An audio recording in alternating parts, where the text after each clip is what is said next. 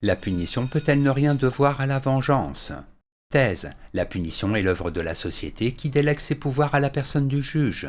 Celui-ci ne fait que préserver la sécurité de tous. Antithèse. La punition est une vengeance de la société, car la justice est incapable d'éliminer de son exercice la passion et l'arbitraire. Thèse. La punition est étrangère à la vengeance. En effet, la peine est une sanction établie par la loi et appliquée par un juge extérieur aux parties concernées. Elle ne fait intervenir aucune considération subjective. Elle ne peut donc être assimilée à une vengeance. Premier argument, la punition n'est pas une vengeance. Si la victime prétend faire justice elle-même, il s'agit d'une vengeance privée. Comme telle, elle n'a aucune légitimité. Elle peut être interprétée comme une nouvelle agression dont on pourra à son tour se venger, et ceci à l'infini. Il faut donc que la réparation soit effectuée à titre de punition. Hegel. Deuxième argument, la punition est raisonnable. La punition est l'œuvre de la loi qui cherche le triomphe de la raison sur le chaos et la violence. Elle vise au rétablissement de l'ordre public. Elle est au service de tous, alors que la vengeance est un acte individuel. En effet, se venger, c'est vouloir faire subir à l'agresseur la lésion qu'il a lui-même infligée, alors que punir, c'est chercher à réparer un tort. Troisième argument, la punition a la forme du droit. Selon Hegel, la punition est juste et totalement étrangère à l'idée même de violence lorsque le droit n'emprunte aucune justification à des raisons ou mobiles subjectifs, dans la mesure où le subjectif est l'arbitraire et s'oppose à la volonté générale symbolisée par la loi.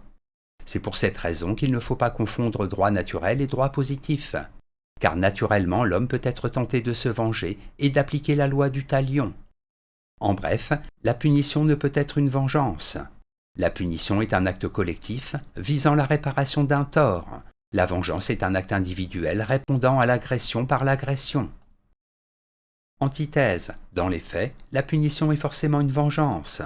En effet, pour se défendre, la société exagère le châtiment. La société punit parce qu'elle n'arrive pas à réparer un tort. Aucun jugement ne peut être exempt de considérations personnelles. Premier argument, lorsque la société se sent menacée, elle exagère le châtiment. La justice ne peut pas faire totalement abstraction du subjectif dans la mesure où les jurés et les magistrats sont des hommes.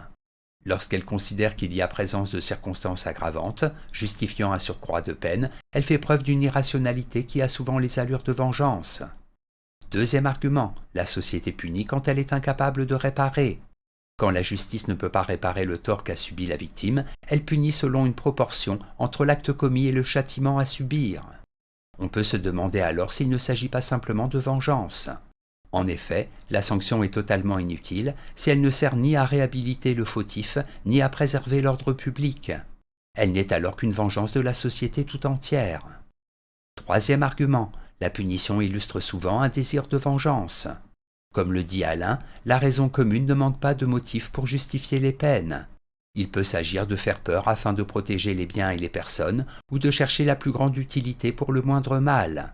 Mais il ne s'agit souvent que d'une nostalgie de la loi du talion, œil pour œil, dent pour dent.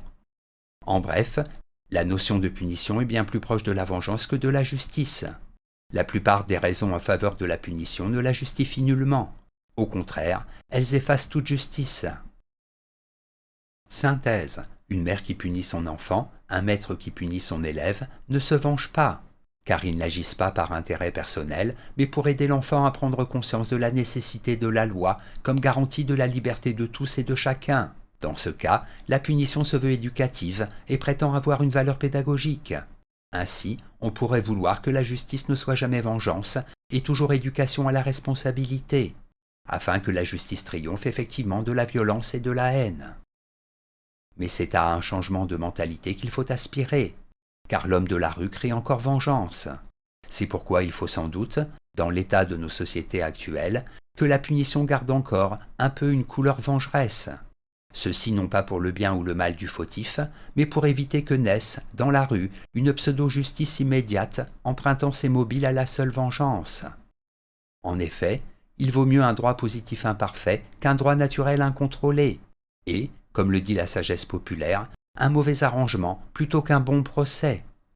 Note et commentaire. Droit naturel, droit qui résulterait de la nature de l'homme.